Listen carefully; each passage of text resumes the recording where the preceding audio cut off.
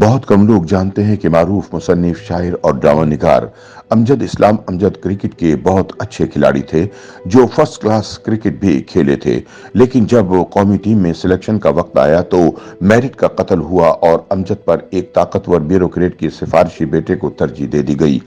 یوں وہ کرکٹر بننے کے بجائے ادیب بن گئے۔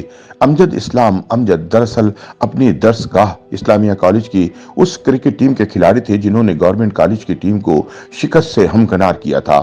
اس زمانے میں قومی ٹیم کے 11 کھلاڑیوں میں سے 6-7 کا تعلق گورنمنٹ کالج سے ہوا کرتا تھا۔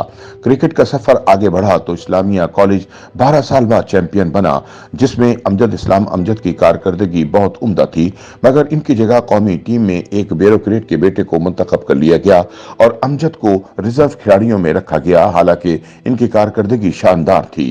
یہ امجد اسلام امجد کی زندگی کا بہت بڑا شوق تھا، لہٰذا انہوں نے غصے میں اپنا بلہ توڑ دیا، لیکن پھر وقت نے ثابت کیا کہ کرکٹ ٹیم میں منتخب نہ ہونا ان کے لیے کتنا فائدہ مند ثابت ہوا۔ لاہور کی ایک مشہور علمی اور ادبی شخصیت تھے آغا بیدار بخت، جن کے پاس علوم اور فنون کی بے شمار کتابوں کا ذخیرہ تھا۔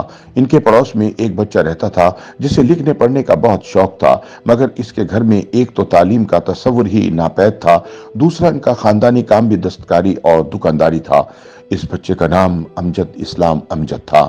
شاعری شروع کی تو تخلص کی ضرورت پیش آئی تو اس نے اپنے نام ہی کو تخلص بنا لیا اور امجد اسلام امجد کے نام سے معروف ہوا۔ اسی زمانے میں کرکٹ کا بھی شوق ہوا، لیکن جلد ہی کرکٹ سے کنارہ کش ہو گئے۔ امجد اسلام امجد خود کہتے تھے کہ اگر میں کرکٹ کھیلتا رہتا تو میں 1965-66 میں شروع کر کے 1971-72 تک فارغ ہو چکا ہوتا اور ادبی دنیا میں ان کی جو شناخت بنی وہ اس سے محروم رہتے۔ اب انہوں نے شاعری کی طرف سنجیدگی سے توجہ دی اور ادبی جرائد میں چھپنے کا سلسلہ شروع ہوا۔ اسی زمانے میں انہوں نے عربی شاعری کے تراجم کیے، جن کا مجموعہ بعد ازاں عکس کے عنوان سے شائع ہوا۔ 1972 میں امجد اسلام امجد نے پاکستان ٹیلی ویژن کے لیے ایک ڈرامہ یا نصیب کلینک تحریر کیا۔ یہاں سے ان کی ڈرامہ نگاری کے سفر کا آغاز ہوا۔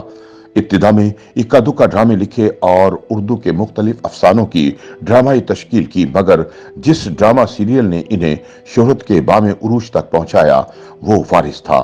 اس ڈرامے کی پہلی قسط 13 اکتوبر 1979 کو نشر ہوئی۔ اس کی کہانی جاگیردار معاشرے کے گرد گھومتی تھی۔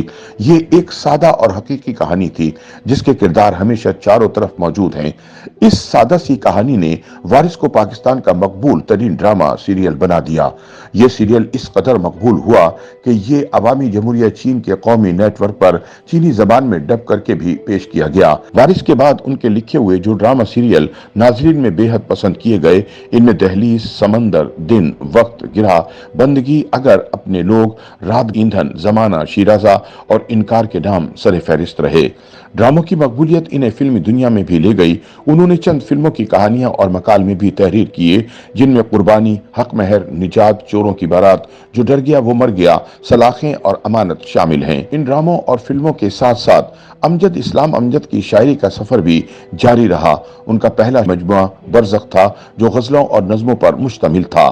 اس کے بعد ان کے 25-30 مجموعے شائع ہوئے، جن میں ساتوں در، فشار، ذرا پھر سے کہنا، اتنے خواب کہاں رکھوں گا، آنکھوں میں تیرے سپنے، سحر آثار، سپنے کیسی بات کریں، ساحلوں کی ہوا، پھر یوں ہوا، رات سمندر میں اور اسباب شامل ہیں۔ ان کی کئی کلیات بھی شائع ہوئیں، جن میں خزاں کے آخری دن، ہم اس کے ہیں نزدیک، شام سرائے، باتیں کرتے دن، سپنوں سے بھری آنکھیں اور میرے بھی ہیں کچھ خواب سر فہرست ہیں۔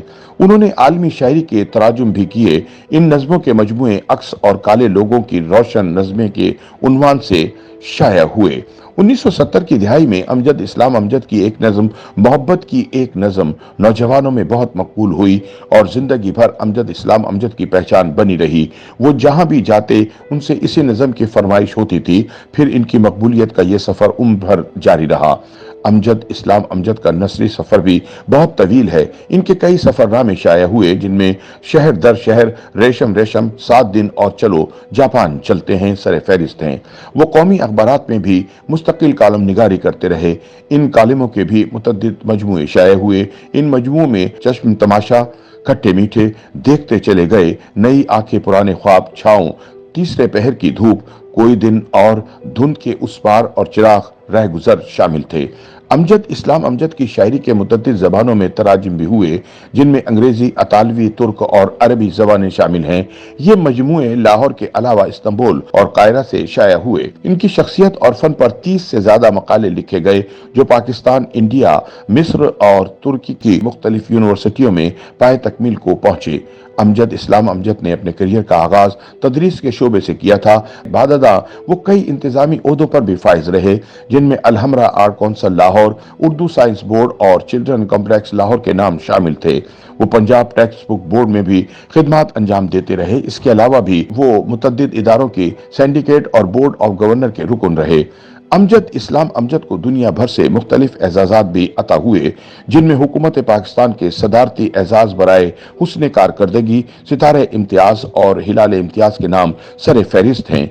इनके अलावा इन्हें पाकिस्तान टेलीविजन अकादमी अदबियात, निगार अवार्ड, ग्रेजुएट अवार्ड और मजलिस फ़रोग़ उर्दू के अवार्ड से भी नवाजा गया। YouTube पर गूगली न्यूज देखने के लिए youtube.com की सर्च बार में गूगली न्यूज टीवी टाइप करें। गूगली न्यूज के पेज पर सुर्ख रंग के सब्सक्रिप्शन वाले बटन पर क्लिक करना ना भूलिए। YouTube पेज पर अपलोड होने वाली वीडियोस से बाखबर रहने के लिए बेल आइकन पर क्लिक कीजिए। आपको हर नई वीडियो के बारे में नोटिफिकेशन मौसूल हो जाएगा।